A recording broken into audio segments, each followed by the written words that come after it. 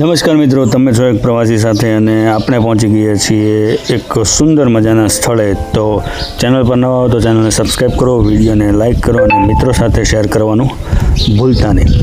તો મિત્રો, જે તમને દેખાઈ રહ્યું છે મારી પાછળ તે ગૌતમેશ્વર સરોવર છે. અહીં મિત્રો ખૂબ જ સુંદર કુદરતનો નજારો છે અને સુંદર પક્ષીઓનો કલરવ અને સુંદર મજાનું વાતાવરણ છે. તો મિત્રો, ચાલો હું તમને ગૌતમેશ્વર મહાદેવના ઇતિહાસ વિશે થોડી વાત કરું.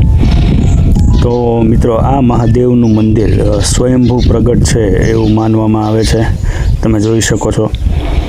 અહીં મિત્રો ગૌતમ ઋષિએ રાતવાસો કર્યો હતો અને સવારે ઉઠીને એમણે જોયું તો અહીં એક ગાયના આંચળમાંથી દૂધનો અભિષેક થઈ રહ્યો હતો.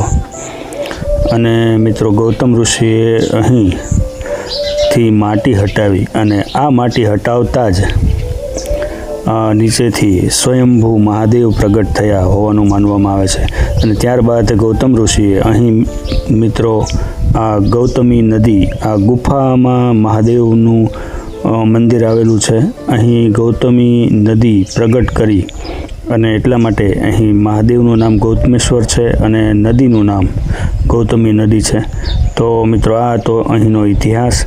તો આવા જ ઇન્ટરેસ્ટિંગ વિડીયો માટે એક પ્રવાસી સાથે જોડાયેલા રહો. ચેનલને સબસ્ક્રાઈબ કરો, વિડીયોને લાઈક કરો અને મિત્રો સાથે મહાદેવના મંદિર વિશે શેર કરવાનું ભૂલશો નહીં. અહીં એનો ઇતિહાસ આપેલો છે મિત્રો. તો આવજો અને ફરી મળીએ આવા એક ઇન્ટરેસ્ટિંગ વિડીયોમાં.